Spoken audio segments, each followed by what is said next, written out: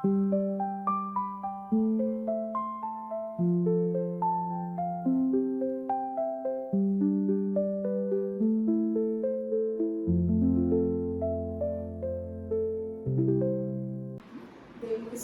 హల్లెలూయా హల్లెలూయా. వేటగాని నుండి నా ప్రాణాన్ని రక్షించాలని పాడుతా.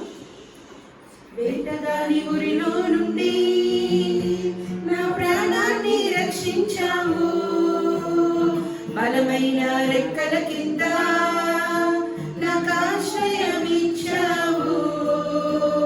వేటగాని ఊరిలో నుండి నా ప్రాణాన్ని రక్షించావు, బలమైన రెక్కల కింద నాకు ఆశ్రయమిచ్చావు. లేనే లేదయ్యా వేరే ఆధారం, నా దుర్గమా నా శైలమా. లేనే లేదయ్యా వేరే ఆధారం, నా శృంగమా నా కెడమా. ఆరాధన ఆరాధన నా తండ్రినికే ఆరాధన, ఆరాధన ఆరాధన నా యేసునికే ఆరాధన,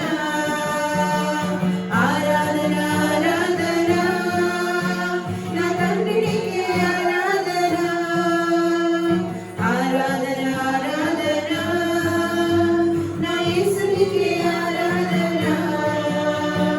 వేటగాని ఊరిలో నుండి నా ప్రాణాన్ని రక్షించావు, బలమైన రెక్కల కింద నాకు ఆశ్రయమిచ్చావు. రాత్రి వేళ భయముకైనను, పగటి వేళ బాణమైనను, రోగము నన్నేమి చేయదు, నా గుడారము సమీపించదు. రాత్రి వేళ భయముకైనను, పగటి వేళ బాణమైనను, రోగము నన్నేమి చేయదు, నా గుడారము సమీపించదు.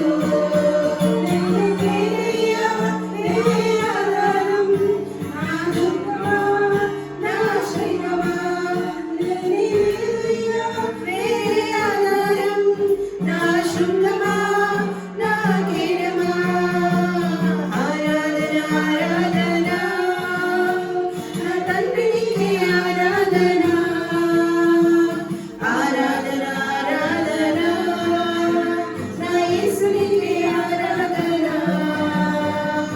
ఆరాధన ఆరాధన నా తండ్రినికే ఆరాధన, ఆరాధన ఆరాధన నా యేసునికే ఆరాధన.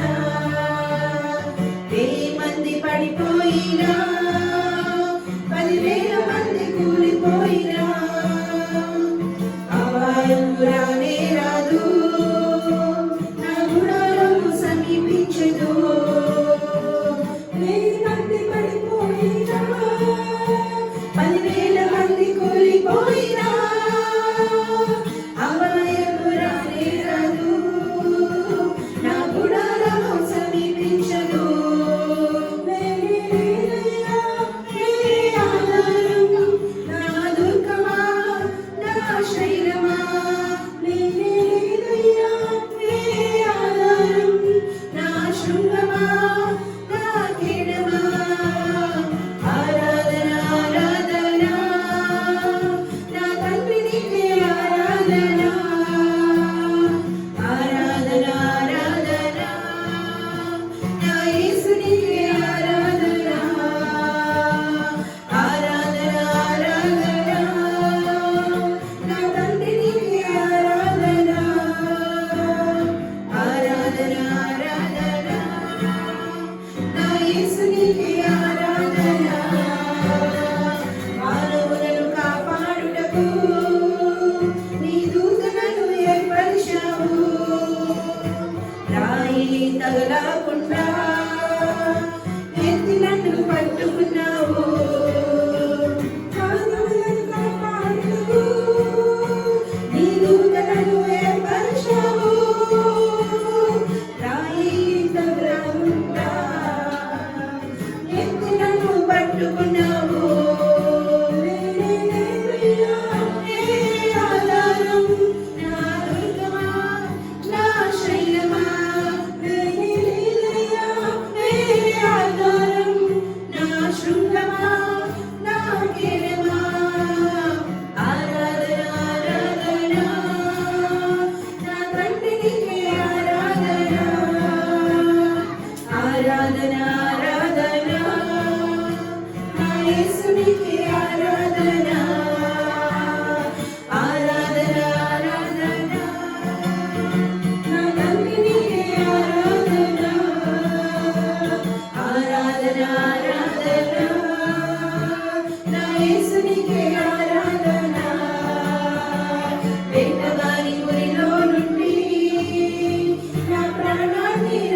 రక్షించావు. బలమైన రెక్కల కింద నాకు ఆశ్రయమిచ్చావు. వేటగాని ఊరిలో నుండి నా ప్రాణాన్ని రక్షించావు. బలమైన రెక్కల కింద నాకు ఆశ్రయమిచ్చావు. నేనే ఆధారం, నా దుర్గమా, నా శైలమా. నేనే ఆధారం, నా శృంగమా, నా గిడమా. ఆరాధన ఆరాధన నా తండ్రికి ఆరాధన. ఆరాధన ఆరాధన నా యేసునికి ఆరాధన. ఆరాధన ఆరాధన నా తండ్రికి ఆరాధన. ఆరాధన ఆరాధన నా యేసునికి ఆరాధన. హల్లెలూయా. వేటగాని ఊరిలో నుండి నా ప్రాణాన్ని రక్షించావు. బలమైన రెక్కల కింద నాకు ఆశ్రయమిచ్చావు. హల్లెలూయా, హల్లెలూయా, హల్లెలూయా. మరి ప్రభువైన యేసుక్రీస్తు నామములో న్యూ లైఫ్ మినిస్ట్రీ ద్వారా మీ అందరికీ కూడా వందనాలండి.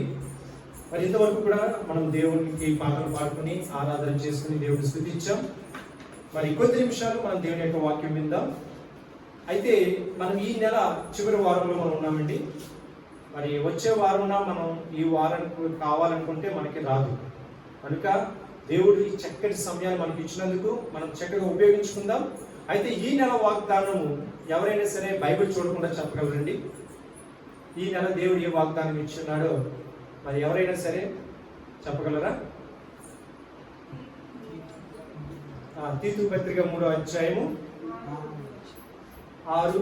ఓకే, ఏంటంటే మరి ఏముంది అందులో వచనాల్లో?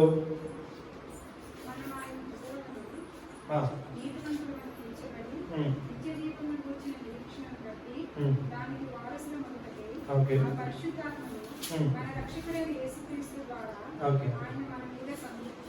కుమ్మరించెను. దేవునికి స్తోత్రం. హల్లెలూయా, హల్లెలూయా. మరి ఈ వాక్యములో మనము ముఖ్యంగా నేర్చుకున్న మాట ఏంటండి? మొదటి వారంలో మనము పరిశుద్ధాత్మ గురించి మాట్లాడడం జరిగింది. పరిశుద్ధాత్మ దేవుడు మనకి సమృద్ధిగా కుమ్మరించి ఉన్నాడు అని.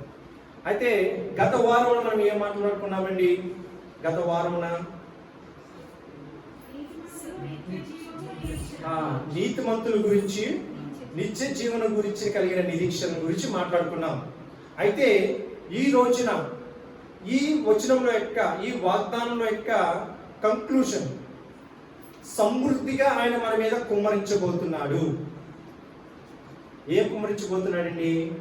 పరిశుద్ధాత్మను. పరిశుద్ధాత్మను సమృద్ధిగా ఆయన మన మీద కుమ్మరించబోతున్నాడు. అయితే ఆ పరిశుద్ధాత్మ ద్వారా మనకి కలిగే ఉపయోగాలు ఏంటి? అయితే గత మొదటి వారమున సత్క్రియల గురించి మాట్లాడుకున్నాం. సత్క్రియలు దేనికంటే పరిశుద్ధాత్మని పొందుకోవడానికి. మనం మంచిగా ఉంటే, మన హృదయము పరిశుద్ధముగా ఉంటే మరి ఆ పరిశుద్ధాత్మ మన దగ్గరికి వస్తుంది. పరిశుద్ధాత్మ మన దగ్గరికి వచ్చినప్పుడు మనకి కలిగే ఉపయోగాలు ఏంటి? అర్థమైందండి? ఇప్పుడు ఒకటి పొందుకోవాలంటే దానికి కొన్ని రూల్స్ ఉంటాయి. మీకు ఉద్యోగానికి వెళ్ళాలంటే ఆ కంపెనీకి సంబంధించి కొన్ని రూల్స్ ఉంటాయి. అలాగే పరిశుద్ధాత్మని పొందుకోవాలంటే కొన్ని రూల్స్ ఉన్నాయి. ఆ రూల్స్ ఏంటంటే సత్క్రియలు. మనము నీతిగా, నిజాయితీగా జీవించాలి. అయితే పరిశుద్ధాత్మని పొందుకున్న తర్వాత, పరిశుద్ధాత్మ దేవుడు మనలోకి వచ్చిన తర్వాత మనకి కలిగే ఉపయోగాలు ఏంటి? అర్థమైందండి? డిఫరెన్స్ అర్థం చేసుకోవాలి. ఇప్పుడు సత్క్రియలు చేయడం ద్వారా ఏమవుతుందండి? పరిశుద్ధాత్మ దేవుడు మనలో నివసిస్తాడు. మనలో పరిశుద్ధాత్ముడు ఉంటే మనకి ఏం వస్తుంది, మనకి ఏమి కలుగుతుంది అనేది దాని గురించి ఈరోజు క్లుప్తంగా మీతో మాట్లాడాలని కోరుకుంటున్నాను. అయితే పరిశుద్ధాత్మ మనకి అవసరమా అని ఒక క్వశ్చన్ అండి.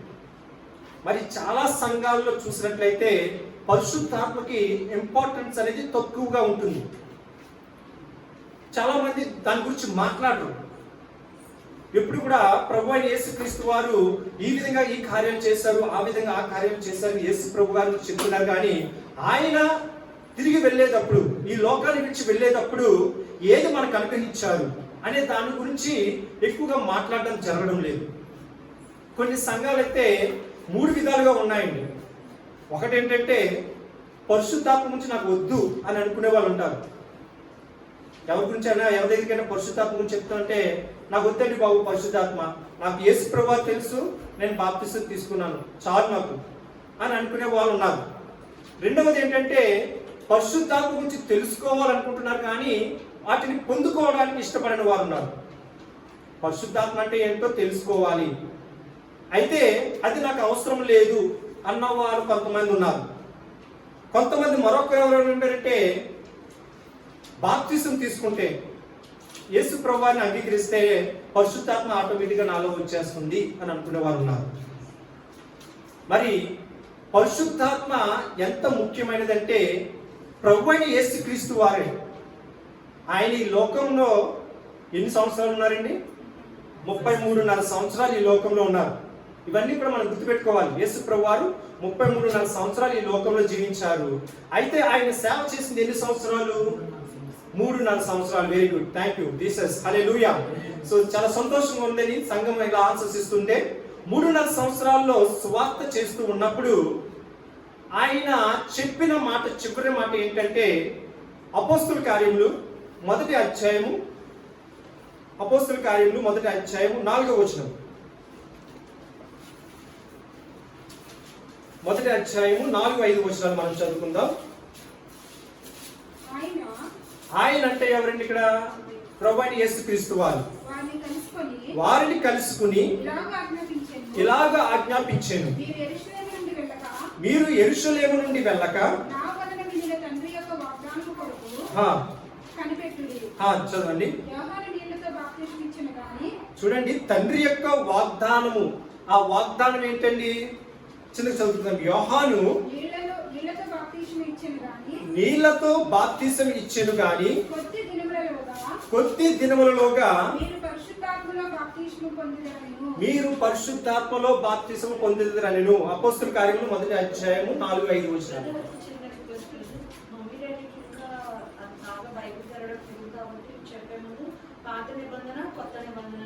అలాగే సిస్టర్, ఖచ్చితంగా.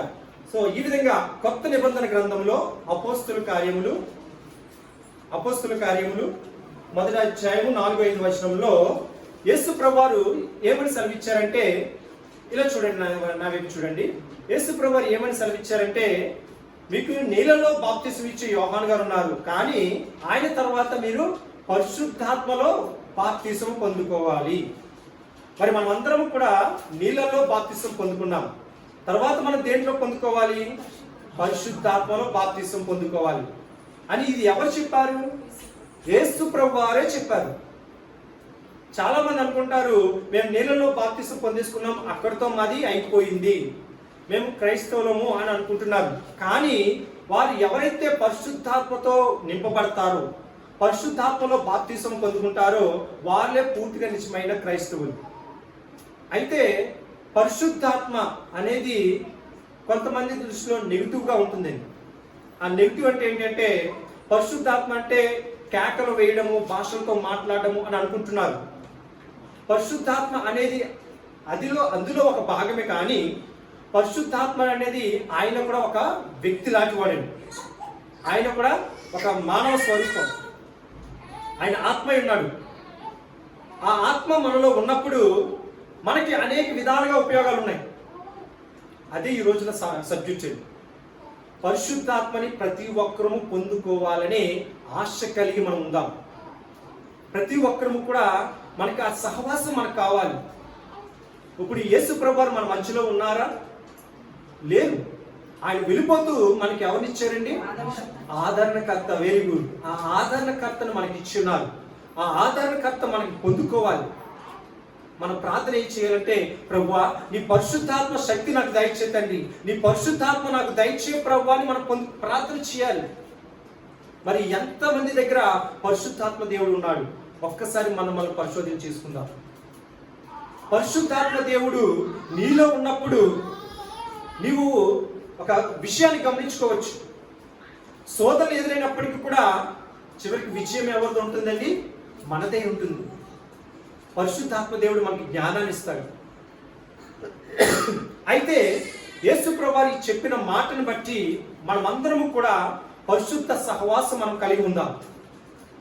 ఆ పరిశుద్ధాత్మ పొందుకోవాలంటే చెప్పాలి, సత్క్రియలు చేయడం ద్వారా మనం మంచి పనులను, గుడ్ వర్క్స్, మంచిగా మనం జీవించడం ద్వారా ఆ సహవాసం దేవుడు మనలో ఉంటాడు. ఆ పరిశుద్ధాత్మ దేవుడు మనలోకి వచ్చిన తర్వాత మనకి కలిగే ఉపయోగాలు ఏంటి అనేది మరి ఒక్కసారి మనము 3-4 విషయాలు చెప్పి నేను ముందుకు వెళ్తాను. ఈరోజు సబ్జెక్ట్ ఏంటండి? పరిశుద్ధాత్మ దేవుడు ఉండడం ద్వారా మనకి ఉపయోగం ఏమిటి?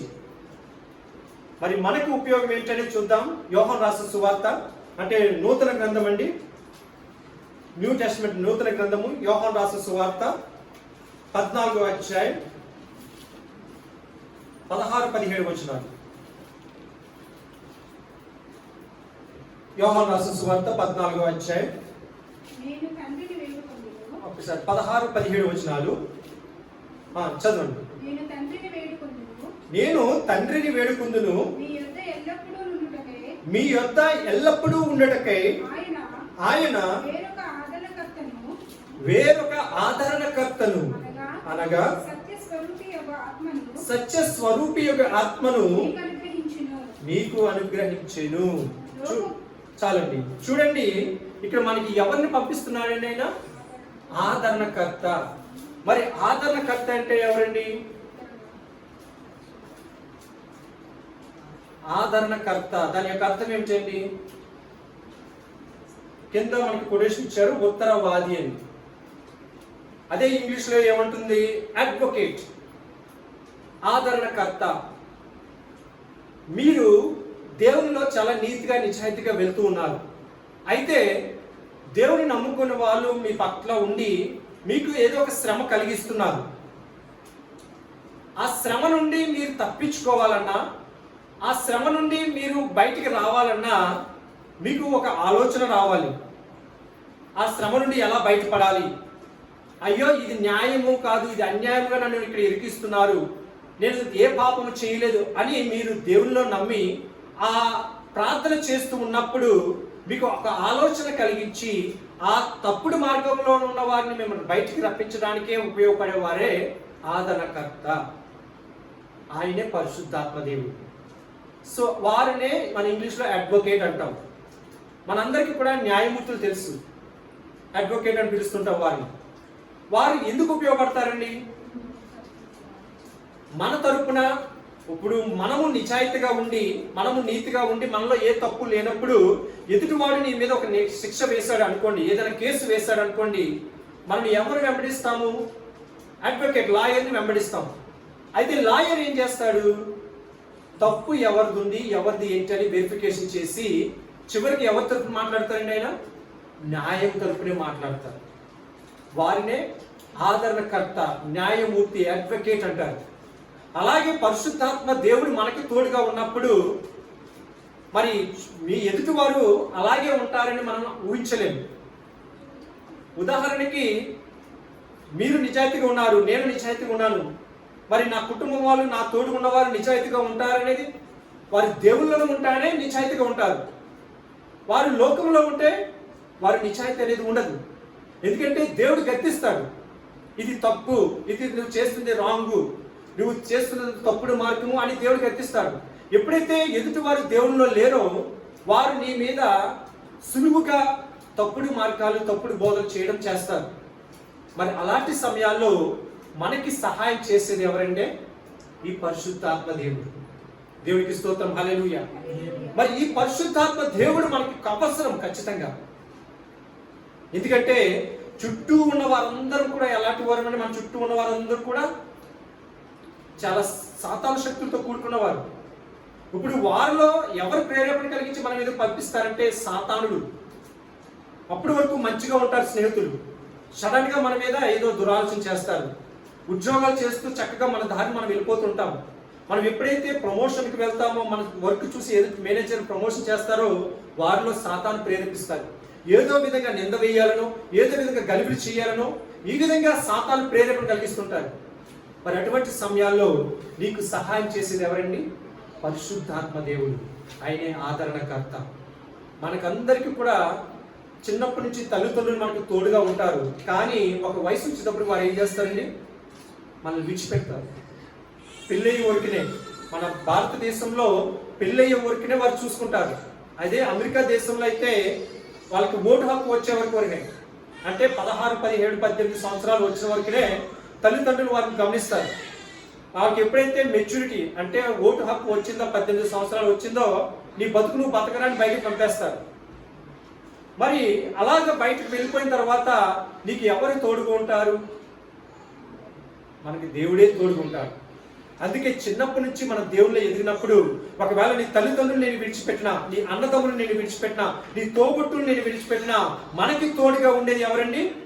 పరిశుద్ధాత్మ దేవుడు, పరలోకమైన తండ్రి. దేవుడికి స్తోత్రం, హల్లెలూయా. సో ఈ విధంగా ఆయన ఆదరణకర్తగా మనకి తోడుగా ఉంటాడు.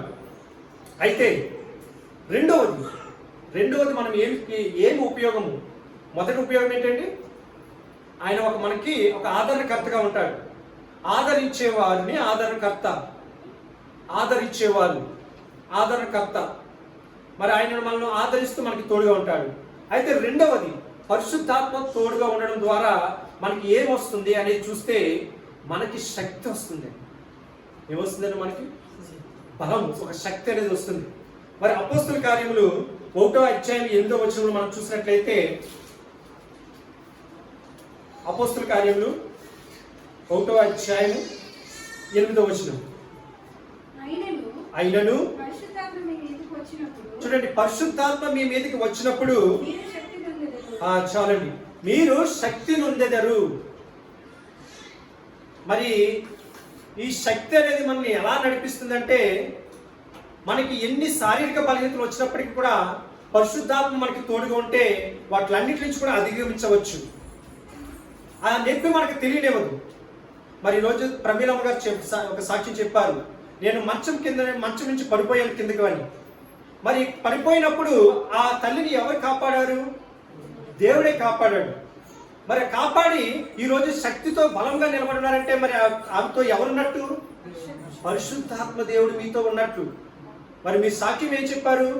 నేను దేవుళ్ళు రాకముందు చిన్న దెబ్బ పడినప్పటికీ, చిన్న గాయం అయినప్పటికీ ఎన్నో మందులు వాడేవాడిని, ఎన్నో హాస్పిటల్కి వెళ్ళేవాడిని అని చెప్పారు. అయితే దేవుళ్ళకి వచ్చిన తర్వాత నేను మంచం నుంచి కింద పడిపోయినప్పటికీ కూడా నేను ఒక్క టాబ్లెట్ కూడా వేసుకోకుండా దేవుడు నన్ను కాపాడాడంటే మరి ఇది ఎవరు మీతో ఉన్నారండి? పరిశుద్ధాత్మ దేవుడు మీతో ఉన్నాడు. మరి నమ్మిన వారి దేవుడికి స్తోత్రం చెప్తాము, హల్లెలూయా. మరి అటువంటి శక్తి మీరు పొందుకోవాలి. ఇక్కడ కూర్చున్న ప్రతి ఒక్కరు కూడా అటువంటి బలాన్ని మీరు పొందుకోవాలి. అందుకే పరిశుద్ధాత్మ ప్రతి ఒక్కరికి అవసరం. అది కేవలం పెంతుకొస్త సంఘానికే అవసరం అని అనుకోవద్దు. పరిశుద్ధాత్మ అనేది ప్రతి ఒక్కరికి తోడుగా ఉంటుంది. పరిశుద్ధాత్మను మనకి ఎప్పుడైతే ఉంటామో, మనము కింద పడిపోతున్నప్పుడు కూడా మనల్ని పైకి లేపేవాడు పరిశుద్ధాత్మ దేవుడు. దేవుడికి స్తోత్రం, హల్లెలూయా, హల్లెలూయా. కనుక మనం అందరం కూడా పరిశుద్ధాత్మను పొందుకోవాలి. మనం నీతిగా నిజాయితీగా బ్రతకాలి. ఎప్పుడైతే నీతిగా నిజాయితీగా బతుకుతామో పరిశుద్ధాత్మ దేవుడు తోడుగా ఉంటాడు. పరిశుద్ధాత్మ దేవుడు తోడుగా ఉంటే నువ్వు ఒక డబ్బులు పెట్టుకుని లాయర్ని పెట్టుకోవాల్సిన అవసరం లేదు. ఆయన నీకు ఆధారకర్త. నువ్వు డబ్బులు పెట్టుకుని మందులు కొనుక్కోవాల్సిన అవసరం లేదు. ఆయన నీకు శక్తినిస్తాడు. మరి ఒక మాట నేను చెప్తాను, పరిశుద్ధాత్మ ఎప్పుడైతే మనలో ఉంటుందో మనకి శోధనలు వస్తాయి. ఆ శోధన నుంచి మనకి విజయాన్ని ఇచ్చేది ఎవరంటే పరిశుద్ధాత్మ దేవుడు. మనందరికీ దావీదు రాజు తెలుస్తుంది. మరి చిన్నప్పుడు ఏం చేసేవాడండి దావీదు రాజు? గొర్రెల కాపరి కదండి. చక్కగా తన పని ఏంటి? గొర్రెలు తీసుకుని బయటకు వెళ్ళి ఆ వీణ పట్టుకుని పాటలు పాడుకుంటూ గొర్రెలను మేపుకుంటూ చక్కగా వెళ్ళిపోయేవాడు. తన తండ్రులు ఇచ్చింది తినడం, ఆ గొర్రెలను కాపాడుకోవడం, మరలా ఇంటికి వచ్చాడు, పడుకోవడం, మరలా పొద్దులేసి వెళ్ళిపోయేవాడు. అయితే దేవుని యొక్క పరిశుద్ధాత్మ తనకు తోడుగా ఉన్నప్పుడు ఏమైందంటే, ఒక రోజున తన తండ్రి తన అన్నదమ్ములు యుద్ధానికి వెళ్ళారు, వారు ఎలా ఉన్నారో లేదో చూడు, నేను కొన్ని వంటలు రెడీ చేసి పెట్టాను, అవి పట్టుకుని వాళ్ళకి ఇచ్చేసి కుశల ప్రశ్నలు అడిగి రా, వారు బాగున్నారో లేదో నాకు చెప్పు అని పంపించడం జరిగింది. మరి ఆ ప్రణాళిక ఎవరిదంటే దేవుడిది. మరి అక్కడ తన తండ్రి పంపించకపోతే ఎవరిని చంపేవాడు కాదు. మనకు తెలుసు దావీదు రాజు గారు ఎవరు చెప్పాడండి? గొలియాతుని చెప్పాడు. మరి గొలియాతుని చంపడం బట్టే కదా తను ఆ రోజున రాజు అయ్యాడు. అది దేవుని ప్రణాళిక. అయితే ఆ ప్రణాళిక ఎలా ఉందంటే, ముందు తన అన్నదమ్ముల దగ్గరికి వెళ్ళాడు, అన్నల దగ్గరికి వెళ్ళాడు. వెళ్ళి తన కుశల ప్రశ్నలు అడిగి తను తెచ్చింది ఇచ్చి వెళ్ళిపోతున్నప్పుడు వారు అక్కడ యుద్ధంలో ఉన్నారు. యుద్ధంలో ఉన్నప్పుడు ఎదుటి వారి శత్రువులు చూసి వీళ్ళందరూ భయపడిపోతున్నారండి. అయ్యో వాళ్ళు చాలా భయంకరులు, అయ్యో గొలియాతు పెద్ద బలవంతుడైన చాలా పొడుగైన వ్యక్తి, వాడి చూస్తేనే వీళ్ళందరికీ కూడా భయం వేసి వెనక్కి వెళ్ళిపోదాం, మనకి విజయం ఎవరు అనుకుని భయపడిపోతున్న పరిస్థితుల్లో దేవుడు ఎవరిని పంపాడండి అక్కడికి? దావీదు రాజుని పంపాడు. అయితే దావీదు రాజు ఏం చేస్తున్నాడు? తన అన్నదమ్ములు దాన్ని తెలుసుకుని తన పట్టుకు తను వచ్చేయడం లేదండి. అక్కడ వారితో సైనికులతో మాట్లాడుతున్నాడు. ఏం జరిగింది, ఎందుకు మీరు ఇంత భయపడుతున్నారు అంటే వారు ఏం చెప్పారంటే, ఇలాగ ఎదుటి వారి సైనికుల్లో చాలా బలవంతులు ఉన్నారు, వారిని ఎదిరించడం మా వల్ల కాదు అని చెప్తున్నారు. సో మొదటి సమూయేలు గ్రంథంలో మనం ఇది చూడగలము, 16వ అధ్యాయం 17 అధ్యాయంలో. అయితే నేను క్లుప్తంగా వివరించి వెళ్తానండి. ఈ విధంగా దావీదు రాజు ఏం చేస్తున్నాడంటే సైనికులు అడుగుతున్నాడు, ఎందుకు మీరు భయపడుతున్నారండి? ఆ సమయంలో అన్నలు వచ్చి తిడుతున్నారు, నీ పని ఏంటి ఇక్కడ, నీ గొర్రెలకు ఏమైపోయాయి, నువ్వు గొర్రెలు విడిచి ఎందుకు ఇక్కడికి వచ్చావు అని తన అన్నలు కోపడుతున్నారు తన మీద. అయినప్పటికీ కూడా ఇది నాకు నేరుగా రాలేదు, తండ్రి పంపించాడు, తండ్రి చిత్తం ప్రకారం నేను ఇక్కడికి వచ్చున్నాను, ఇక్కడ వచ్చిన తర్వాత ఏమిటి సంగతి అని తెలుసుకుంటున్నాను అని చెప్పి అక్కడ రాజుతో మాట్లాడి ఏం చెప్తున్నాడంటే చూద్దామండి. అది కూడా సౌలు రాజు గారి గురించి. మొదటి సమూయేలు గ్రంథము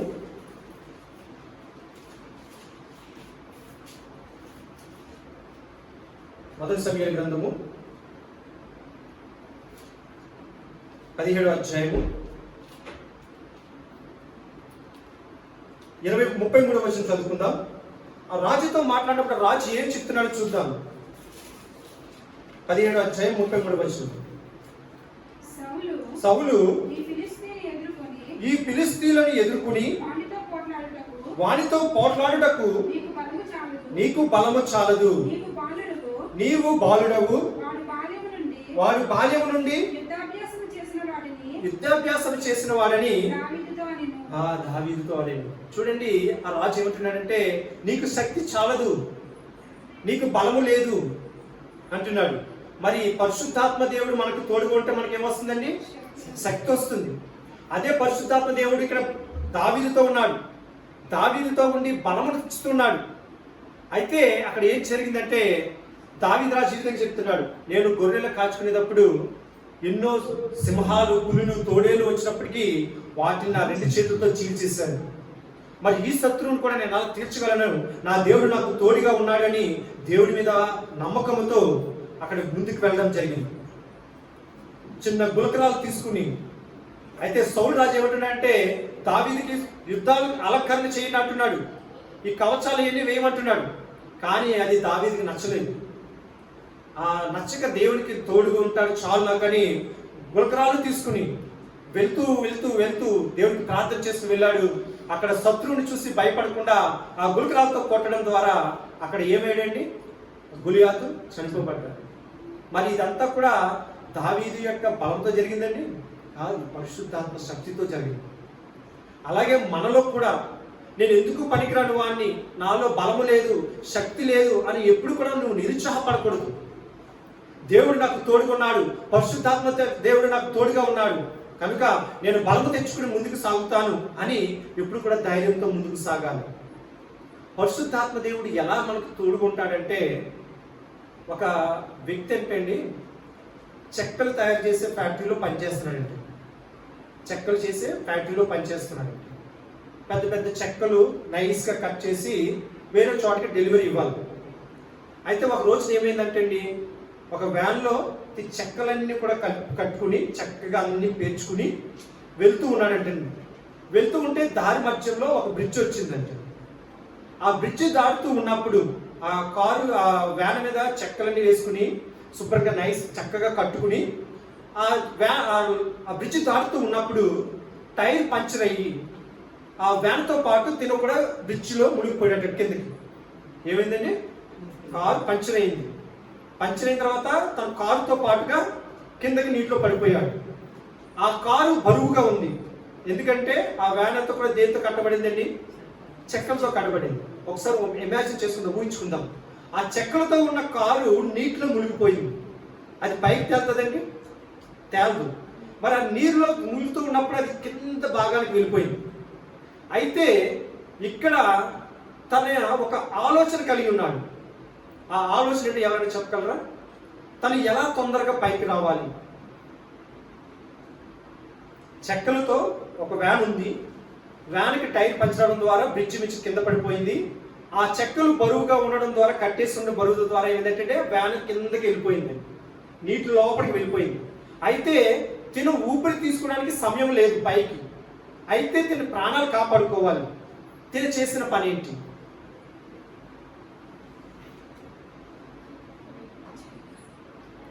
చెప్పండి. ఆ సమయంలో ఏ విధంగా తన ప్రాణాలు కాపాడుకున్నాడు? ఏంటి? ప్రార్థన చేసుకున్నాడు. ఓకే, ప్రార్థన చేసుకున్న తర్వాత ఏం జరుగుతుంది? అతి తొందరగా పైకి రావాలి. పైకి వచ్చిన తర్వాత తన ప్రాణాన్ని తను కాపాడుకోవాలి.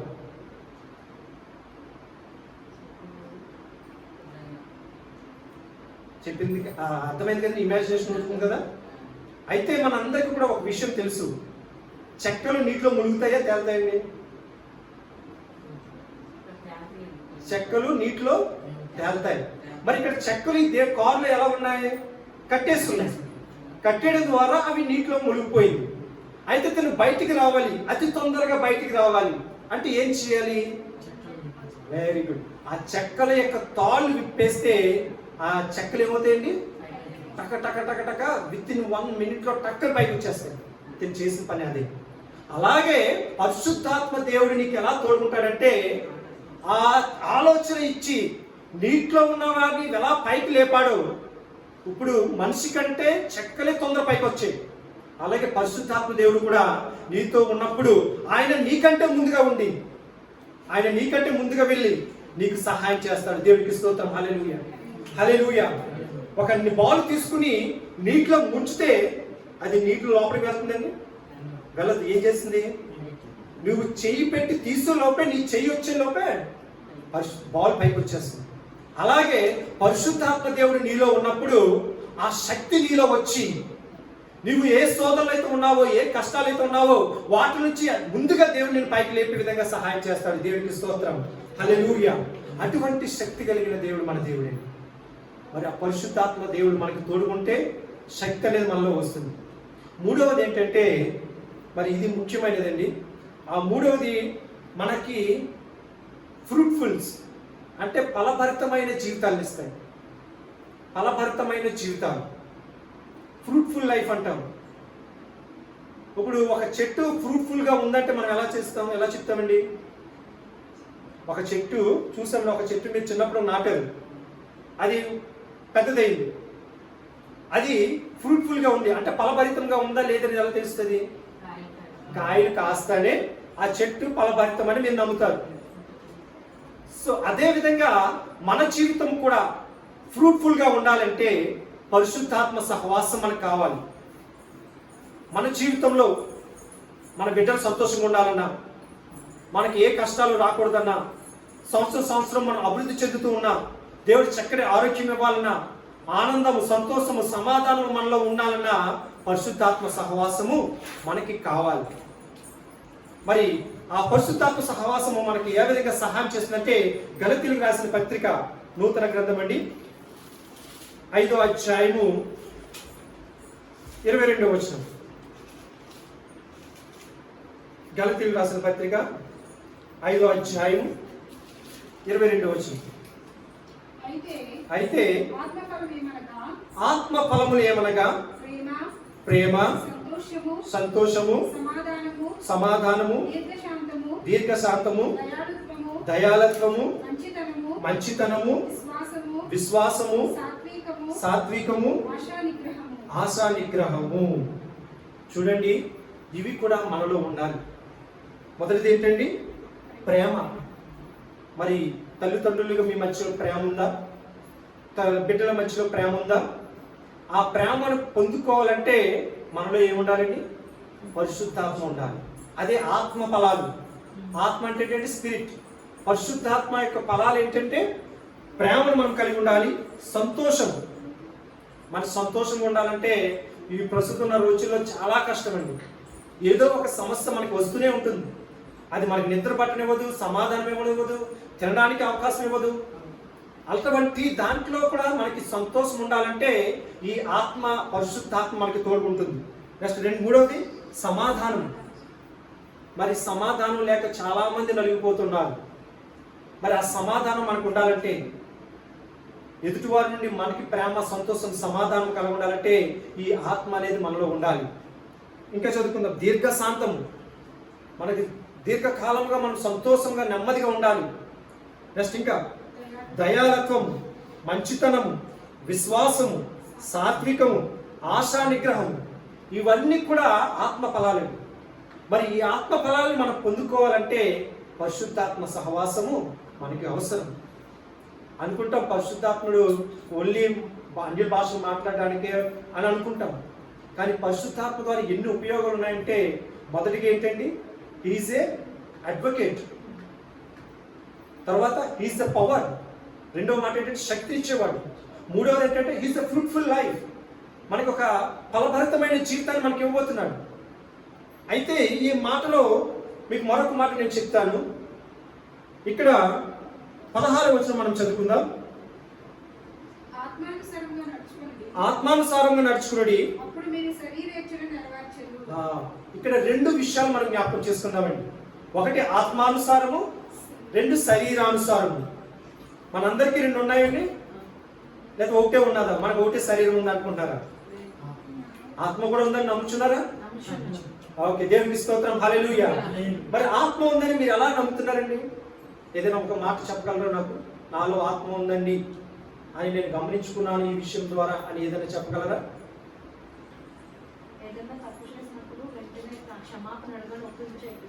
Very good. మనలో ఒక ప్రేరేపణ వస్తుందండి. ఇప్పుడు మనము దేవుని వాక్యంలో ఏం తెలుస్తుందంటే, నువ్వు అబద్ధం ఆడకూడదు అని ఉంది. మనం ఎదుటి వారితో అబద్ధం ఆడుతున్నప్పుడు నీకు ఏదో ఒక ప్రేరేపణ కలుగుతుంది. ఏమనిపిస్తుంది? నువ్వు అబద్ధం ఆడకూడదు, నీ దేవుని బిడ్డవి, నువ్వు అబద్ధం ఆడితే దేవునికి ఇష్టం లేదు అని ఒక ప్రేరేపణ మనలో కలుగుతుంది. చూడండి, అదే ఆత్మని. మన శరీరం ఏం చేస్తుంది? ఏం పర్వాలేదు, నువ్వు వెళ్ళిపో, నువ్వు నాలుకేం చెప్తుంది, అబద్ధం ఆడు అని చెప్తుంది, నీ కళ్ళు ఏం చెప్తాయి, చెడు చూడు అని చెప్తుంది, చేతులు చేయి, చెడు చేయి అని చెప్తుంది. కానీ లోపల నుండి మనకు ఒక ప్రేరేపణ వస్తుంటుంది, అదే ఆత్మని. ఇక్కడ దేవుడు ఏం చెప్తున్నాడంటే, ఈ అపోస్తలుడైన పౌలు ద్వారా శరీరానుము ఆత్మానుసారము రెండు ఉంటాయండి. అయితే మనం శరీరానుసారంగా ఉండకుండా ఆత్మానుసారంగా జీవించమని చెప్తున్నాడండి. దానికి ఉదాహరణ ఏంటంటే, నాకు ప్రతిరోజు పడుకునే ముందు ప్రార్థన చేసుకుని పడుకునే అలవాటు ఉంది. ఏంటంటే నాకు అలవాటు ప్రార్థన చేసుకుని పడుకునే అలవాటు ఉంది. ఒక రోజు ఏం చేశాను, నేను ఫుల్గా తినేసాను. తినేసిన తర్వాత నిద్ర వచ్చేస్తుంది. నా శరీరం ఏం చెప్తుంది? బెడ్ ఎక్కడ ఉందో వెతుకు, బెడ్ మీదకి వెళ్ళి పడుకో అని చెప్తుంది. కానీ ఆత్మ ఏం చెప్తుంది? నువ్వు ప్రార్థన చేసుకో, నువ్వు ప్రార్థన చేసిన తర్వాతే పడుకో అంటుంది. మరి పౌలు గారు ఇక్కడ ఏం చెప్తున్నారంటే, నీ శరీరం చెప్పినట్టు వినమంటున్నాడా, లేకపోతే ఆత్మ చెప్పినట్టు వినమంటున్నాడా? ఆత్మ చెప్పినట్టు వినమంటున్నాడు. మరి ఎప్పుడైతే ఆత్మ చెప్పినట్లు ఉండి నువ్వు మోకరించి ప్రార్థన చేసుకుని అప్పుడు నువ్వు బెడ్ మీదకి ఎక్కుతావో, అప్పుడే నీకు ఆత్మ ఫలాలు అనేవి నీకు లభిస్తాయి. దేవునికి స్తోత్రం, హల్లెలూయా. ఆ ఆత్మ ఫలాలు ఏంటి? సంతోషము, సమాధానము, నెమ్మది, దీర్ఘశాంతము, దయాళత్వము, సాత్వికము, ఇలా ఇవన్నీ కూడా మనలో లభిస్తాయి. మరి ఇవన్నీ కూడా మనకు ఉపయోగమే కదండి. మరి ఇలా చేయడం ద్వారా నీకు ఉపయోగమా, లేకపోతే దేవునికి ఉపయోగమా? మనకు ఉపయోగం అంటే, మనకి నెమ్మది, మనకి శాంతి, సమాధానం. అయితే మరొక మాట కింద ఏం చెప్తున్నారంటే 17 వచనం చూడండి, రెండు దెబ్బలాడేసుకుంటాయి అంటే, శరీరము ఆత్మకును, ఆత్మ శరీరమునకును ఆత్మ శరీరములకును విరోధముగా విరోధముగా అపేక్షించును. అపేక్షించును. ఇవి ఒకదానికొకటి ఇవి ఒకదానికొకటి వ్యతిరేకముగా ఉన్నవి కనుక మీరేమి చేయనిశ్చయించురో ఆ వాటికి చేయకుందురు. చూడండి, పూర్తిగా మీరు సంతోషంగా ఉండాలంటే అది మీ చేతుల్లోనే ఉన్నది. మీ శరీరం చెప్పినట్లు మీరు చేస్తారా, లేకపోతే మీ ఆత్మ చెప్పినట్లు మీరు చేస్తారా అనేది ప్రశ్న మీలో వేసుకోండి. ప్రతిరోజు కూడా మీరు సంతోషంగా ఆనందంగా ఉండాలంటే మీ ఆత్మ ఏం చెప్తుందో దానినే వెంబడించండి. అప్పుడే ఈ ఆత్మ ఏం చేస్తుందంటే మీకు ఒక అడ్వకేట్గా, ఉత్తరవాదిగా, అంతే కదండి, ఆదరణకర్తగా మీకు ఉంటాడు. ఆ ఆత్మ ద్వారా మీరు శక్తిని పొందుకుంటారు. ఆత్మ ద్వారా ప్రతిఫలాలు, ఫ్రూట్ఫుల్స్, అవన్నీ కూడా మీరు పొందుకుంటారు. కింద చదువుకుందాం. మీరు ఆత్మ చేత నడిపింపబడిన ఎడల చూడండి, ధర్మశాస్త్రములకు లోనైన వారు కాదు. దీని యొక్క అర్థం ఏమిటంటే ధర్మశాస్త్రములో అనేక నియమ నిబంధనలు ఉన్నాయి. ఆల్మోస్ట్ 600కు పైగా ధర్మశాస్త్రాలు ఉన్నాయి. ధర్మశాస్త్రం అంటే ఏంటంటే ఇంగ్లీష్లో ఏమంటారండి? లా. లా. మరి మన భారతదేశానికి మనకు ఒక సెపరేట్ లా ఉంటుంది. ఎవరైతే ప్రైమ్ మినిస్టర్ వస్తుంటారో రాజ్యాంగంలో కొన్ని లాస్ ఉంటాయి, కొన్ని నియమాలు ఉంటాయి. అలాగా ఈ ఇశ్రాయేల్ ప్రజలు ఐగుప్తు నుండి కానాను దేశానికి వచ్చే ముందర వారు కొన్ని నియమ నిబంధనలు పెట్టుకుని ఉన్నారు. ఇవన్నీ కూడా ధర్మశాస్త్రంలో రాయబడి ఉన్నాయి. అందులో మోషే గారు రాసిన 10 ఆజ్ఞలు కూడా ఉన్నాయి. అయితే ఈ నియమ నిబంధనలు అన్నింటిలోనూ కూడా ఆత్మ ఎప్పుడైతే మీలో ప్రేరేపింపబడుతుందో, పరిశుద్ధాత్మ దేవుడు ఎప్పుడైతే మీలో ఉంటాడో ఆ నిబంధనలన్నిటి కూడా మీరు చేయవలసిన అవసరం ఉండదు అంటున్నాడు. ఎందుకంటే పరిశుద్ధాత్మ మనకి ఎలా సహాయం చేస్తుందంటే ఆ నిబంధనలన్నింటినీ కూడా ఈ పరిశుద్ధాత్మ దేవుడు చేసే విధంగా మనకి సహాయం చేస్తాడు. అయితే యేసు ప్రభువారు బోధ చేస్తూ ఉన్నప్పుడు ఒక బోధకుడు వచ్చి, అంటే ఒక శాస్త్రుడు వచ్చి మరి ధర్మశాస్త్రంలో ఆయన ప్రశ్న వేశాడంటే, ధర్మశాస్త్రంలో ముఖ్యమైనది ఏంటి, ధర్మశాస్త్రంలో ఏది ఇంపార్టెంట్ అని అడిగినారంటే, మరి అప్పుడు యేసు ప్రభువారు ఏ సమాధానం ఇచ్చారో మనం చూద్దాం. మత్తయి రాసిన సువార్త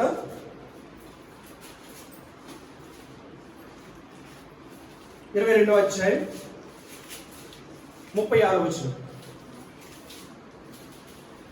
మత్తయి రాసిన సువార్త 22వ అధ్యాయం 36వ వచనం. నూతన గ్రంథం అండి.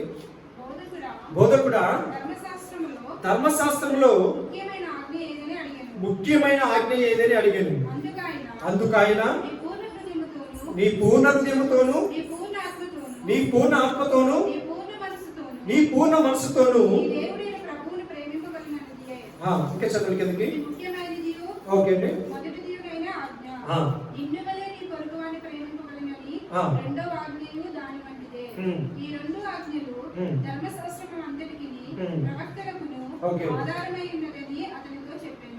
చూడండి, యేసు ప్రభువారు ఏం చెప్తున్నారండి? ముఖ్యమైనవి ఏంటండి?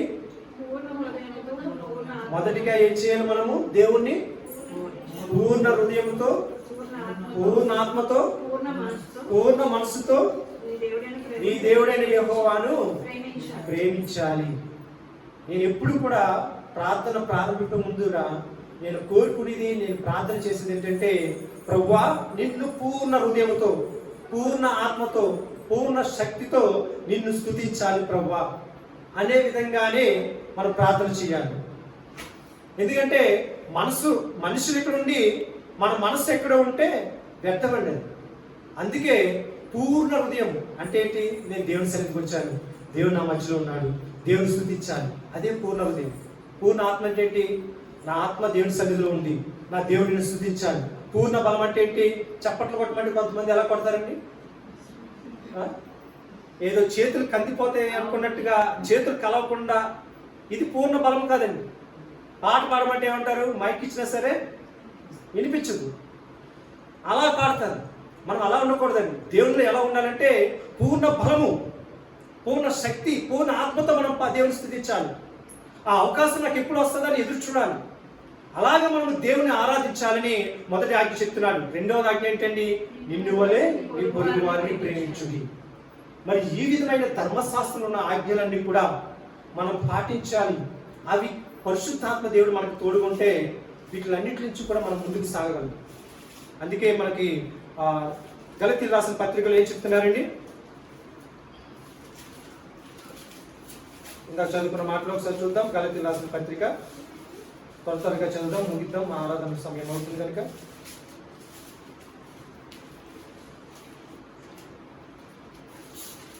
5వ అధ్యాయము 20వ వచనం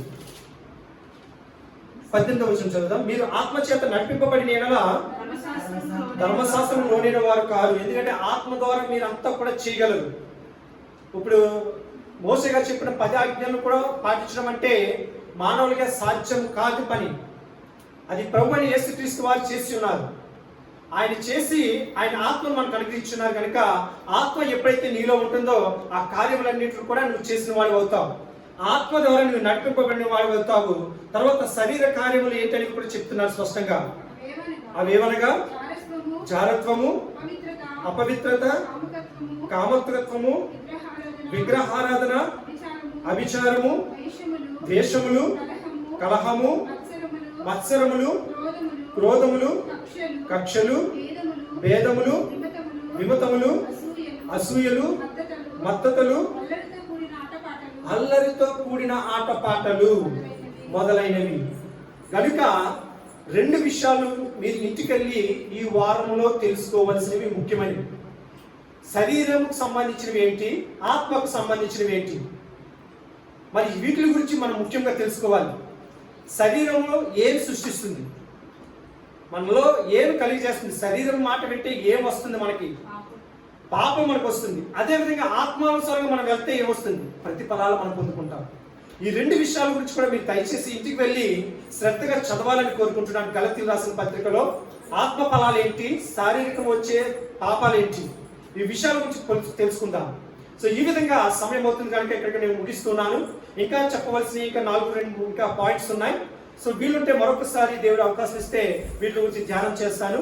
సో పరిశుద్ధాత్మ పొందుకోవడం ద్వారా మనకు వచ్చే ఉపయోగాలు ఏంటండి? మొదటిది ఏంటండి? అడ్వకేట్, ఆదరణకర్త.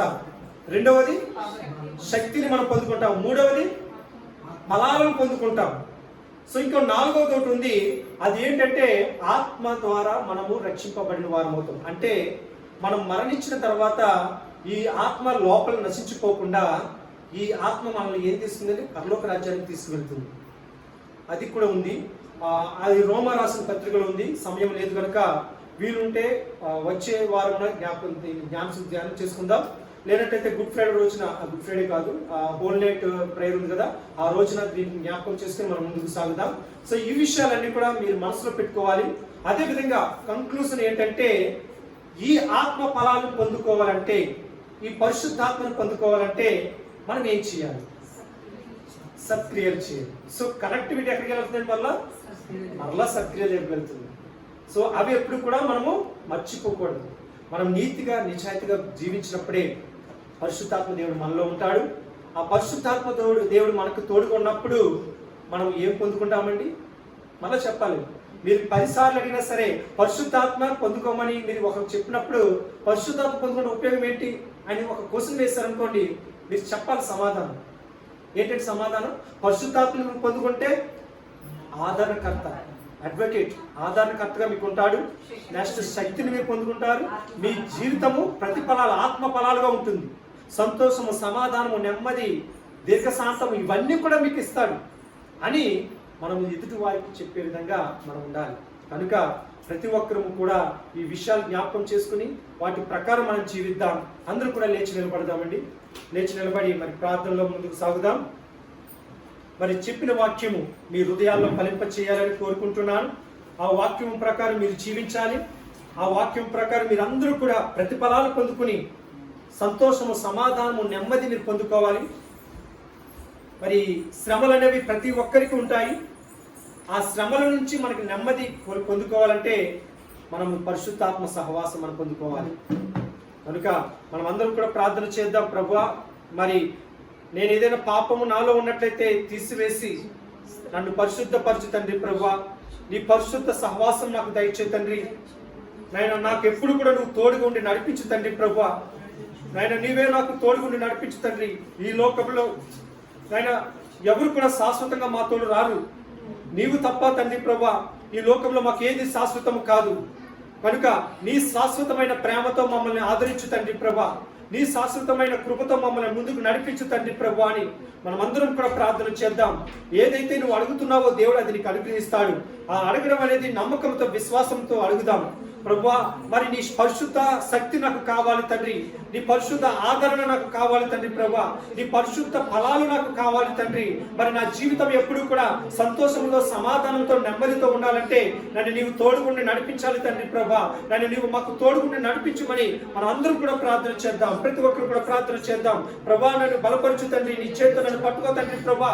నన్ను నీ సమస్యతో వచ్చినాను, నన్ను ఈ సమస్య నుండి నేను విడుదల పొందుకోవడానికి నన్ను నువ్వు నా ఆత్మను నాతో పంపిస్తున్నాను, నీకు వందనాలు తండ్రి ప్రభా. నన్ను ఆదరణకర్తను నాతో పంపిస్తున్నందుకు నీకు వందనాలు తండ్రి. నీ శక్తితో నన్ను నింపుతున్నందుకు నీకు వందనాలు తండ్రి ప్రభా. నాయన తండ్రి, నీ ప్రతిఫలమైన ఆ ఆత్మను నాలో ఫలింప చేయమని అడుగుతున్నాను తండ్రి అని ప్రార్థన చేద్దాం. ప్రతి ఒక్కరు కూడా ప్రార్థన చేద్దాం. ప్రతి ఒక్కరు కూడా ప్రార్థన చేద్దాం. ఎవరు మౌనంగా ఉండవద్దు. ప్రార్థన చేద్దాం, ప్రార్థన చేద్దాం, ప్రార్థన చేద్దాం. ప్రభా, నన్ను నీ ఆత్మ ఫలాలతో నేను నింపు తండ్రి ప్రభా. నేను నీ ఆదరణకర్తను నాకు దయచేయ తండ్రి ప్రభా. నీ శక్తిని నాలో నింపు తండ్రి ప్రభా. నేను తండ్రి ప్రభా, నేను ఏదైతే నేను తండ్రి ప్రభా చెక్కలు నీటిలో మునిగినప్పుడు అవి వెంటనే పైకి ఎలా తీరుతున్నాయో నీ పరిశుద్ధాత్మ నాలో నింపబడాలి తండ్రి ప్రభా. పరిశుద్ధాత్మతో నన్ను నింపి నడిపించమని అడుగుతున్నాను తండ్రి అని ప్రార్థన చేద్దాం. దేవుడు నేను ఏదైతే నువ్వు అడుగుతున్నావో అది ఇవ్వడానికి ఆయన సిద్ధంగా ఉన్నాడు. నీవు నోరు తెరిచి విశ్వాసంతో అడుగు.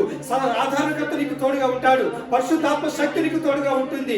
ఆధారణకర్త నీకు తోడుగా ఉండి నీ సమస్యలన్నింటి నుంచి కూడా నీకు విడుదలిస్తాడు. కనుక ప్రతి ఒక్కరు కూడా ప్రార్థన చేద్దాం. ప్రతి ఒక్కరు కూడా ప్రార్థన చేద్దాం. ఈ లోకంలో మనం జీవించినంత కాలం కూడా పరిశుద్ధాత్మ సహవాసం మనకు ఉండాలి. పరిశుద్ధాత్మ మనకి తోడుగా ఉండాలి. పరిశుద్ధ శక్తి మనలో లేనప్పుడు మనం ఈ లోకంలో జీవించలేము. కనుక ప్రతి ఒక్కరము కూడా మనమందరం కూడా పరిశుద్ధాత్మను పొందుకోవాలి. పరిశుద్ధాత్మ సహవాసం మనం పొందుకోవాలి. కనుక మనం అందరం కూడా ప్రార్థన చేద్దాం. ప్రతి ఒక్కరు కూడా ప్రార్థన చేద్దాం. నమ్మకంతో విశ్వాసంతో చూద్దాం. ఒక్కసారి నీ జీవితాన్ని పరిశోధన చేసుకోండి. ఒక్కసారి మీ జీవితంలో పరిశుద్ధాత్మ దేవుడు ఉన్నాడా లేదని పరిశోధన చేసుకోండి. గత సంవత్సరం నా జీవితం ఎలా ఉంది, ఈ సంవత్సరంలో నాకు ఎలా ఉన్నాడు దేవుడు, నన్ను ఎలా నడిపిస్తున్నాడు అనేది ఒకసారి జ్ఞాపకం చేసుకుందాం. ప్రతి ఒక్కరు కూడా ప్రార్థన చేసుకుందాం. పరిశుద్ధాత్మ దేవుడు నీ జీవితాన్ని ఎప్పుడు కూడా కిందకి తొక్కి వేయడు. ఎప్పుడు కూడా నీ జీవితాన్ని కిందకి అనగదొక్కడు. ఏ విధంగా అయితే బాల్ అయితే కిందకి తొక్కుతుందో, అది ఏ విధంగా రెండింతలు ఆ పైకి లేస్తుందో, అలాగే నీ జీవితం కూడా బాల్ వెళ్ళి పైకి లేపబడుతుంది. పరిశుద్ధాత్మ దేవుడు నీ జీవితాన్ని అలాగే పైకి లేపుతాడు. కనుక నీ జీవితాన్ని ఒక్కసారి నీ పరిశోధన చేసుకో. ఇంకా నీ జీవితంలో పరిశుద్ధాత్మ లేనట్లయితే ఇప్పుడే దేవుడి దగ్గర ప్రార్థన చేయి. ప్రభువా, నీ పరిశుద్ధాత్మ సహవాసం నాకు దయచే ప్రభువా. నన్ను బలపరచు తండ్రి. నీ ఆధారణకర్తను నాయన తండ్రి ప్రభు, నీ శక్తి కలిగిన పరిశుద్ధాత్మను నేను ప్రతిఫలాలు ఇచ్చే పరిశుద్ధాత్మను నాలో నింపు తండ్రి ప్రభు అని ప్రార్థన చేద్దాం. ప్రార్థన చేద్దాం. ప్రార్థన చేద్దాం. హల్లెలూయా, హల్లెలూయా, హల్లెలూయా, హల్లెలూయా, హల్లెలూయా, హల్లెలూయా, హల్లెలూయా, హల్లెలూయా. స్తోత్రం, స్తోత్రం, స్తోత్రం, స్తోత్రం, స్తోత్రం, స్తోత్రం, స్తోత్రం. హల్లెలూయా, హల్లెలూయా, హల్లెలూయా, హల్లెలూయా, హల్లెలూయా, హల్లెలూయా, హల్లెలూయా. స్తోత్రం, స్తోత్రం, స్తోత్రం, స్తోత్రం, స్తోత్రం, స్తోత్రం, స్తోత్రం, స్తోత్రం. నీవుంటే నాకు చాలు యేసయ్యా, నీ వెంటే నేను ఉంటానేసయ్యా. నీవుంటే నాకు చాలు యేసయ్యా, నీ వెంటే నేను ఉంటానేసయ్యా. నీ మాట చాలయ్యా, నీ చూపు చాలయ్యా, నీ తోడు చాలయ్యా, నీ నీడ చాలయ్యా. నీ మాట చాలయ్యా, నీ చూపు చాలయ్యా, నీ తోడు చాలయ్యా, నీ నీడ చాలయ్యా. నీ ఉంటే నాకు చాలు యేసయ్యా, నీ వెంటే నేను ఉంటానేసయ్యా. బాధలున్నను ఇబ్బందులైనను, ఎంత కష్టము వచ్చినా నిష్ఠురమైనను,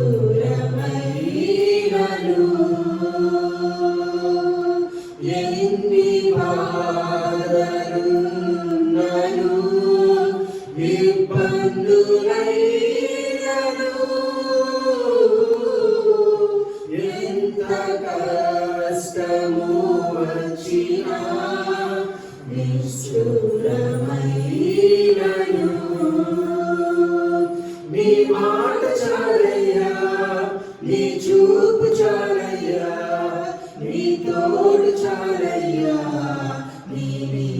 చాలయ్యా, నీ మాట చాలయ్యా, నీ చూపు చాలయ్యా, నీ తోడు చాలయ్యా, నీ నీడ చాలయ్యా, నీ ఉంటే నాకు చాలు యేసయ్యా, నీ వెంటే నేను ఉంటాను యేసయ్యా. ప్రార్థన చేసుకున్నాము. మమ్మల్ని మిక్కులుగా ప్రేమించిన మా ప్రియ పరలోకపు తండ్రి, నేను ఇంతవరకు నీ వాక్యం ద్వారా సుఖంగా మాట్లాడిన తండ్రి ప్రభా, ఇక్కడ నిలబడి ఉన్న ప్రతి ఒక్కరికి నీ పరిశుద్ధాత్మ సహవాసం దయచే తండ్రి. నేను ఎవరైతే వాక్యం వింటున్నారో వారికి నేను తండ్రి నీ ఆత్మతో నింపి నడిపించు తండ్రి ప్రభా. నన్ను ఈ లోకంలో మేము విజయం సాధించాలంటే, సాతాను నుండి మేము విజయం పొందాలంటే నీ ఆత్మ మాలో ఫలింప చేయాలి తండ్రి ప్రభా. నాయన సాతానుతో పోరాడడానికి నా శక్తి కానీ నా బలము కానీ సరిపోదు తండ్రి ప్రభా. నాయన మాకు నీ పరిశుద్ధాత్మ సహవాసం మాకు దయచే తండ్రి. నాయన పరిశుద్ధాత్మ మాతో ఉంటే నాయన ఆదరణకర్తగా మాకు తోడుకుంటాడు తండ్రి ప్రభా. నాయన ఎన్ని శోధనలు వచ్చినా ఎన్ని శ్రమలు వచ్చినా సరే మాకు ఆదరణ ఇచ్చి నాయన మమ్మల్ని ముందుకు నడిపించడానికి సహాయం చేస్తాడు తండ్రి ప్రభా. అదేవిధంగా నాయన ఈ శరీరంలో బలహీనంగా ఉన్నప్పటికీ కూడా నీ ఆదరణ శక్తితో నీ పరిశుద్ధాత్మతో మాకు బలాన్ని పొందుకుంటాము తండ్రి. నాయన తండ్రి నాయన మేము మందుల మీద ఆధారపడడం లేదు తండ్రి, నీ పరిశుద్ధాత్మ శక్తి మీద మేము ఆధారపడుతున్నాం తండ్రి ప్రభా. నీ శక్తిని మాకు సమృద్ధిగా దయచేయమని అడుగుతున్నాను తండ్రి. నాయన నీ పరిశుద్ధాత్మ మాలో నడిపింపమని అడుగుతున్నాను తండ్రి ప్రభా. అదేవిధంగా నాయన తండ్రి ప్రభా, మా జీవితంలో సంతోషము సమాధానము నెమ్మది దయచేయాలంటే నేను ఆత్మ ఫలాలు మాలో ఉండాలి తండ్రి ప్రభా. నేను ఆత్మ ఫలాలు మాలో ఫలింప చేయమని అడుగుతున్నాను తండ్రి.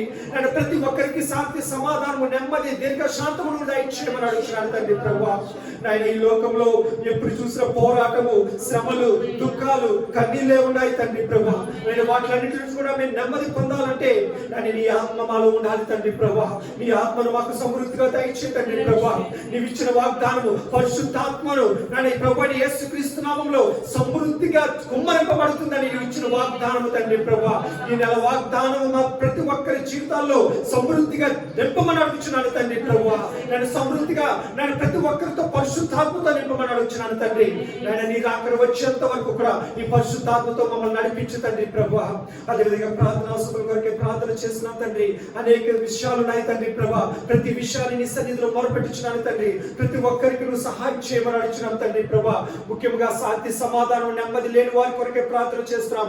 నేను చుట్టుపక్కల ఉన్న వారి బంధువుల ద్వారా కానీ, స్నేహితుల ద్వారా కానీ, కుటుంబముల ద్వారా కానీ ఎవరికైతే సోదరులు వచ్చి నేను శాంతి సమాధానం లేకుండా ఉన్నారో ఇప్పుడే యేసు నామములో సోదరు నుంచి విడుదల దయచేయమని అడుగుతున్నాను. ఇప్పుడే వారికి నాకు శాంతి సమాధానం నెమ్మది దయచేయమని అడుగుతున్నాను తండ్రి ప్రభా. అదేవిధంగా శారీరక బలహీనత నుంచి విడుదల దయచేయండి నేను తండ్రి ప్రభా. నీవు ఇచ్చిన వాగ్దానము చంటి పిల్ల వలె నేను రెక్కల కింద నేను కాపాడుతానని నేను ఇచ్చిన వాగ్దానం ప్రకారం తండ్రి ప్రభా, ఎవరైతే శారీరకంగా మానసికంగా బలహీనలై ఉన్నారో వారికి ఇప్పుడే నువ్వు ఆరోగ్యం, బలము, శక్తిని దయచేయమని అడుగుతున్నాను తండ్రి. అలాగే నేను తండ్రి ప్రభా, ఉద్యోగాలు లేని వారి కొరకే ప్రార్థన చేస్తున్నాం. మంచి ఉద్యోగాలు దయచేయండి. ఉద్యోగాల్లో ట్రాన్స్ఫర్ల కొరకే, నేను ప్రమోషన్ కొరకే ప్రార్థన చేస్తున్నాం. మంచి ఉపయోగాలు దయచే తండ్రి ప్రభా.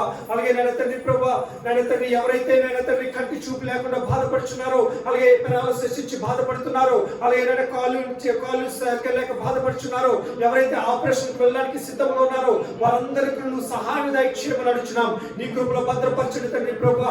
అదేవిధంగా నేను తండ్రి ప్రభా, నేను శ్రీ సిస్టర్ గారు వాళ్ళ అమ్మగారి కొరకు కూడా ప్రార్థన చేస్తున్నాము. వాళ్ళ కుమారుడు కొరకు కూడా ప్రార్థన చేస్తున్నాం తండ్రి ప్రభా. అలాగే రక్షణ పొందలేని వారి కొరకే కూడా ప్రార్థన చేస్తున్నాము. నేను బాప్తిసం కొరకే ప్రార్థన చేస్తున్నాం తండ్రి. నేను తండ్రి ప్రభా మరి పెద్దల కొరకే ప్రార్థన చేస్తున్నాం. ఆ యవనస్తున్న బిడ్డడు నీ పరిశుద్ధ ఆత్మతో నింపి నడిపించు తండ్రి. నీ చేతులతో పట్టుకుని నేను తండ్రి ప్రభా బిడ్డడు కాపాడమని అడుగుతున్నాను తండ్రి ప్రభా. అదేవిధంగా నేను తండ్రి గృహాలు కట్టుకుంటున్న వారి కొరకే ప్రార్థన చేస్తున్నాం. తమ సహాయం ఇచ్చే తండ్రి ప్రభా. అలాగే గృహాలు కట్టుకుని ఎవరైతే అప్పుల్లో ఉన్నారో వారికి నువ్వు సహాయం చేసి వారి నుంచి రుణస్తులు చేయమని అడుగుతున్నాను తండ్రి ప్రభా. అదేవిధంగా నేను ఎవరైతే ఇంకా అనేక విధాలుగా ప్రార్థన అవసరం కోరినారో ప్రతి అవసరం యేసు నామములో తీర్చమని అడుగుతున్నాను తండ్రి. నీ కృప, నీ కాపుదల ప్రతి ఒక్కరికి దయచేస్తాను నమ్మచ్చు. మరి ముఖ్యంగా బిడ్డలు ఎగ్జామ్స్ రాసిన వారి కొరకే ప్రార్థన చేస్తున్నాం. మంచి రిజల్ట్స్ వారికి రావడానికి సహాయం చేయండి. అలాగే ఎగ్జామ్స్ రాస్తున్న వారికి తోడుగుండండి. మంచి విజయాలు వారికి దయచేయమని అడుగుచు. నేను నీ కృపలో ప్రతి ఒక్కరిని కాపాడమని అడుగుచు. నేను కూడి వచ్చిన ప్రతి ఒక్క బిడ్డని పేరు పేరు దీవించి ఆశీర్వదించండి. అలాగే నేను దూర ప్రాంతంలో ఉన్న సిరి సిస్టర్ వారి కొరకు కూడా ప్రార్థన చేస్తున్నాం. బెన్నీ బ్రదర్ ఫ్యామిలీని నేను వారు ఏది పెళ్లి నిమిత్తమై వెళ్ళి ఉన్నారు ఆ పనితో కూడా సక్సెస్ అవ్వడానికి సహాయం దయచేసి మరలా క్షేమంగా మా మధ్యకు తీసుకురామని అడుగుచు నేను తన నీ కృపలో ప్రతి ఒక్కరిని భద్రపరిచి కాపాడమని, అలాగే టీవీ ద్వారా ఎవరైతే ఈ వాక్యం వింటున్నారో వారిని కూడా నువ్వు ఆశీర్వదించి దీవించమని అడుగుచు.